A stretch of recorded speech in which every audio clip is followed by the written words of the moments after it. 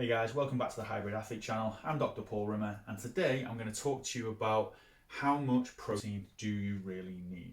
So this first paper here is by the International Society of Sports Nutrition, and this is a position stand. So basically what they've done is they've got a load of researchers, academics to assess the literature on a specific topic, in this case protein intake for athletes, and to determine what those protein needs would be, in this case in a gram per kilogram basis.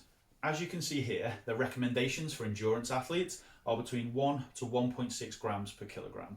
If we go down in that paragraph a little bit further, what we'll see is that the recommendations for strength or power athletes are in the region of 1.6 to 2 grams per kilogram.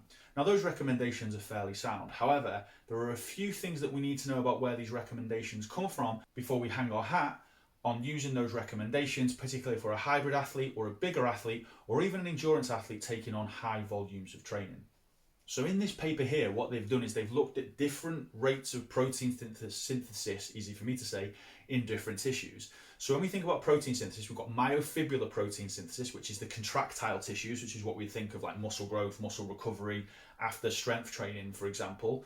And then we also have mitochondrial protein synthesis. So these are the energy producing parts of our cells. And we might expect mitochondrial protein synthesis to be elevated as a response to endurance training. Now these are important because it's this kind of mechanistic data that makes us understand, well, basically where proteins are turned over within specific tissues as a response to specific types of exercise, but also the differences between those different modalities. So if we look at this first image here, what we can see in the grey bars in the first image under the A is that we have increased rates of muscle myofibular, so those contractile protein synthesis, as a response to resistance training is much higher, significantly higher than it is to endurance exercise, so that's cycling activity. On the other side, in the trained people, which was the same people but 10 weeks later in this study, we can also see that that also holds true. We have increased rates of myofibular muscle contractile protein synthesis in our resistance trained people, or in that resistance trained group, so the strength training versus the endurance training. So does this mean that we need increased amounts of protein because we've got increased amounts of myofibular protein synthesis in strength training versus endurance training? Well, perhaps. And a lot of the numbers that we see that are extrapolated out from this data seem to be based on this concentration or focus on myofibular, so contractile tissue protein synthesis. But is that the whole story?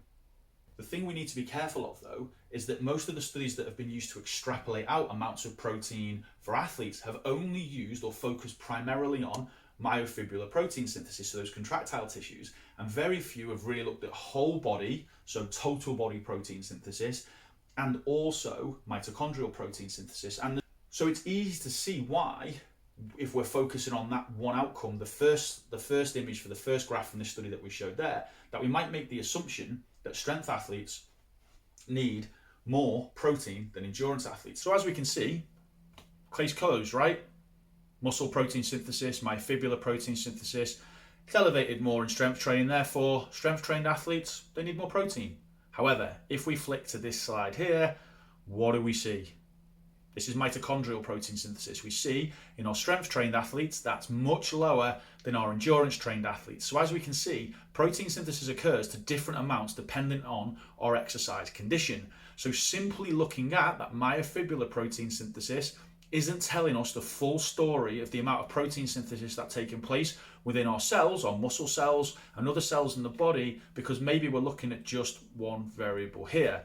Like you see from this image below, if we're not taking into account mitochondrial protein synthesis, another total protein synthesis in the body, we might be missing a trick.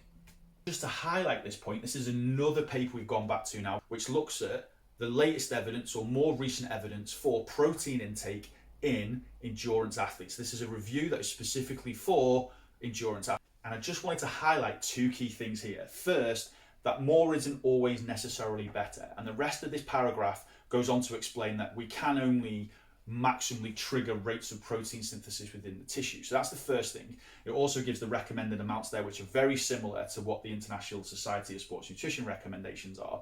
However, the other little section that I've highlighted there just wants to hone in on that idea of myofibular protein synthesis, and that in this review within itself, most of the studies that have been included are focused purely on that myofibular protein synthesis.